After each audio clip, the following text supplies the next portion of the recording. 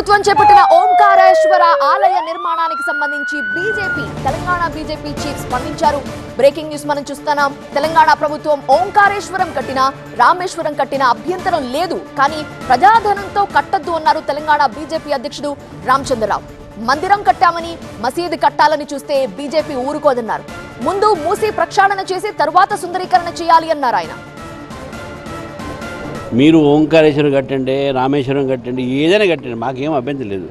కానీ అది ప్రజల ఒక నిధులతో కట్టకూడదు, ప్రజాధనంతో కట్టొద్దు. ఈరోజు అయోధ్యలో కూడా రామ జన్మభూమి కట్టింది ట్రస్ట్ ఒక భూమితో ట్రస్ట్ ఒక పైసలతో కట్టారు, ప్రజల ధనాంతో కట్టారు. మీరు కట్టండి, మాకేం అభ్యంతరం లేదు.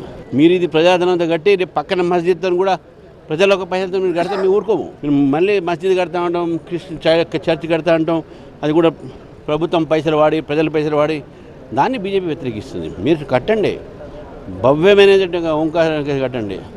దీనిలో బీజేపీ మూసుకునేది ఏం లేదు. ఈయన మూయకుండా చూసుకోండి, మూసి ప్రక్షాళన చేయండి. మూసి ప్రక్షాళన ముందు సుందరి